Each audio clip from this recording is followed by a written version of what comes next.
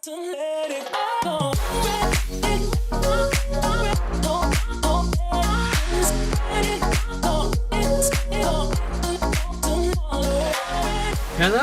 and welcome to the interior of the Rolls Royce Cullinan. Let's face it, Rolls Royce has never been associated with taking your car through the desert, driving it across fields. You've never really envisaged taking your Rolls Royce to even follow the British Rally in the middle of winter, getting it covered in dirt. Before we get going and really settle into the juicy bits, whenever I'm in a really significant car, I like to set the context as to why it is significant. And of all of the artisan mastery and smatterings of luxury within this vast cave of opulence, I think the thing that summarizes this car the most is in fact perhaps the name. So here we go. So the name Cullinan was given to the world's largest flawless diamond ever found. So it's a pretty significant terminology to begin with. And more important than that, that diamond found its way into the crown jewels of Queen Elizabeth, where it still resides today. So I would say that this is the crowning jewel of Rolls Royce, but in fact the flagships is still the Phantom 8. However, this car I think is the car that's going to change the face of Rolls Royce forever. I've spent about an hour with the car before I decided to talk about it. There's some features in the boot which we'll get to shortly. Please stick around for that, because the creations that are going to be coming out of Rolls Royce, the fit in the boot of this car is going to be unlike anything you have ever seen. There's an optional extra in the boot of this, which I shall share with you shortly, which is about as cool an accessory as I've seen in a car so far, but we'll get on to dreaming up what other potential opportunities there might be shortly. So let's talk about the powertrain before we talk about what it's like to be inside. So the engine is the transplant from the Phantom 8. It's the 6.75 litre V12. There is actually 50 Newton meters less of torque, but it's also running 563 brake horsepower.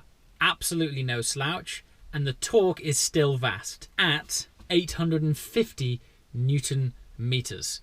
Yes, this is going to have plenty of twisting effort to pull you out of any sticky situations, and that is of course the breadth of ability that this car now has. It is undoubtedly going to cruise as well as your Phantom or your Dawn, but of course if you fancy taking the road less travelled, or should I say the field or the ski slope or the desert less travelled, that's what this car is now all about. We've seen that Rolls-Royce has always been associated with a plethora of different lifestyles, but has never been associated with the locations that this car now unlocks. And to have that on a platform that supports the luxurious architecture synonymous with Rolls-Royce is bringing an entirely different dynamic to the SUV world.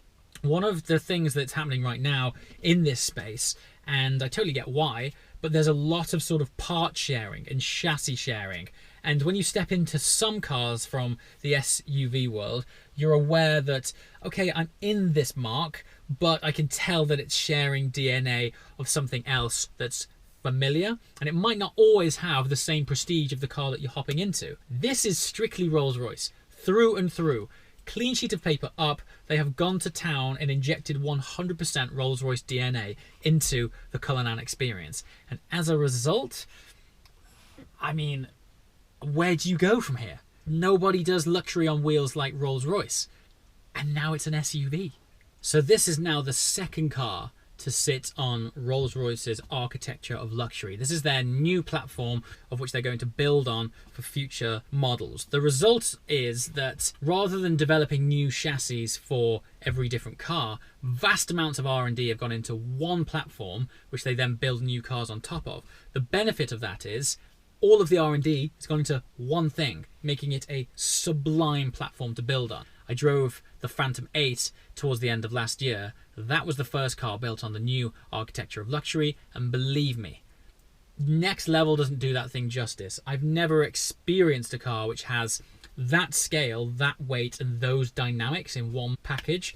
So there will be two versions of this car offered initially, and that is this one we're sat in right now, which I guess is most identified as, I guess, the more practical version, because it doesn't have the typical segregated passenger zones in the rear with the long central tunnel or console for all of your gadgetry and luxuries and champagne flutes, etc. What this is the first truly practical Rolls Royce. It has the more, I think the word bench setup doesn't really do it justice, but it is sort of one large bench seat at the back. It's the kind of car that, yes, it's smattered with luxury, but you really don't mind throwing your bags in the back. And I think the subtle differences of having a seat layout like this versus that more limousine chauffeur-driven vibe in the back where both passengers are separated by this luxurious tunnel has the mindset and approach change of saying, yes, this is now a proper dailyable practical car.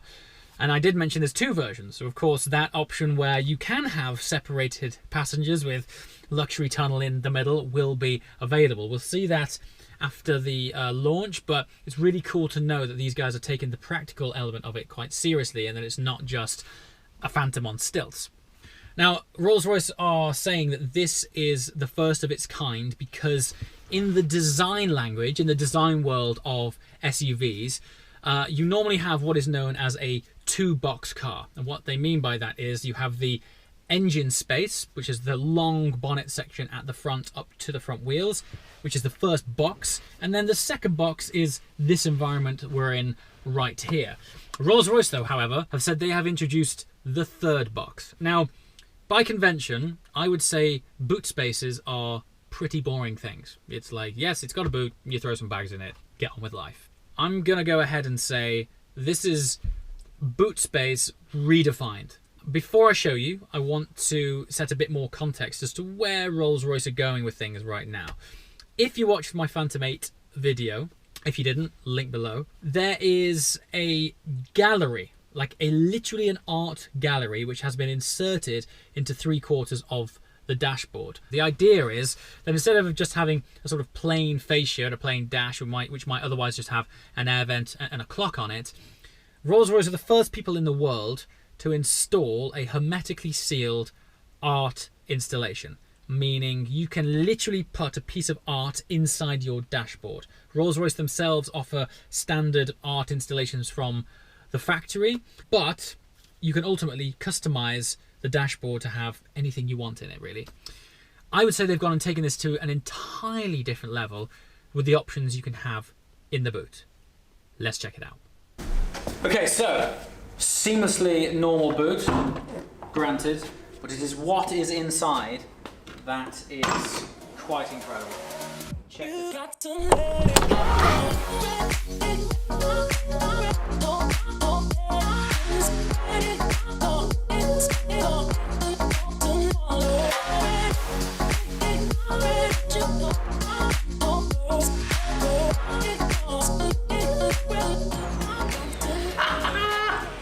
Look at the articulation. Behold the most beautiful viewing platform ever to grace the rear of a car. Look at this thing. It's like Bang & Olufsen made seats. It's just incredible. Let me show you the details. Okay, so I know I just showed you how these opened, but these are the seats as they appear out of this enclosed area here. They slide out and they sort of rotate outwards as it comes out of here. And then you have two seats, like so. And then say you're out, I don't know, watching your family skiing or watching the horse racing, the point to point maybe, or a bit of grouse or whatever it is. And it doesn't stop there. So this little panel here, look, if I press on that, it then pops out as a table, no less. You can sit here, drinks or whatever it is, and just survey the land. And then with one button, ciao for now. It's incredible. Now imagine the opportunities that you can create to go in the back of your Cullinan. So right now it's an optional extra, but it's something that Rolls-Royce just offer. The idea is, and as I was talking inside the car, that just like the gallery in Phantom 8, this is an opportunity to customize and bespoke your car to your lifestyle. So whatever you're interested in, if you can dream it, these guys can probably create it. And just like the gallery in the Phantom 8, I'm sure as time goes on, we'll see snippets of incredible things which people have dreamt up. But this is an entirely different ballgame, because look at the space you've got. It's crackers. Yeah. So that's pretty incredible. That's just one option which will be available from the options list. You can just say, I would like these fold-out seats / a viewing platform, and it will be tailored to match your car. The idea is, though, not to think of the boot as a boot. It's to think of it as a space to be customized to your interests. So say you're a photographer and you have a lot of gear. Perhaps Rolls Royce can create for you a bespoke section, a folding out cabinet of all of your accessories and drone parts, or whatever you want. You can think of this for anything. Think of a hobby and think of a way of applying a bespoke creation inside the boot that is going to enhance the experience of that hobby and sort of fit it and tailor it more to your lifestyle, to that quality. It's so cool. Rolls Royce are very private about what their clients do. They hint and nod to me about, when I talk to them about this, they're like, you have no idea. They're like, the requests that we have already for the things to go in that boot, you would have to be in a different world to even begin to dream up these things. So hopefully, as these cars roll out, we'll be able to see more and more of these options. But as you can tell, that's a standard option. So imagine the bespoke stuff you can create. Nuts. Also part of the Rolls-Royce ethos, I guess, is effortlessness. It is a seamless integration of everything, be it luxury or interaction, driving ability, whatever it is.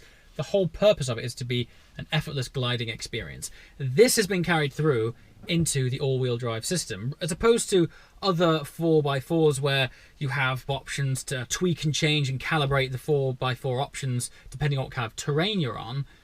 This is just designed to just do it. It's like you will hit whatever terrain you're on, the system will work it out and optimize it for you. So you don't have to faff around and try and set up anything that's going to optimize the car to the surroundings you're in.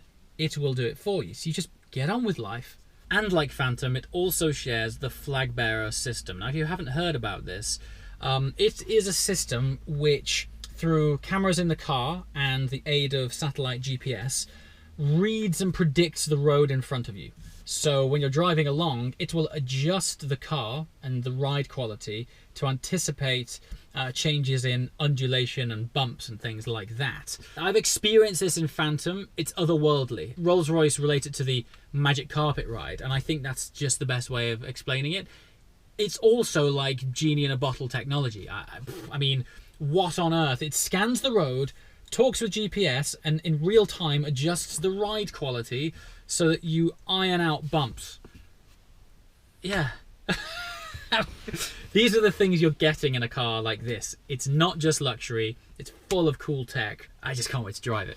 So I think, in conclusion, the defining statement I would make about this car is that it is the ultimate in Rolls-Royce lifestyle, really. There's never been a Rolls-Royce that has ticked so many boxes, and I honestly don't think there has ever been a Rolls-Royce that will appeal to so many people. This is your do-it-all car. All of a sudden, this opens a completely different world.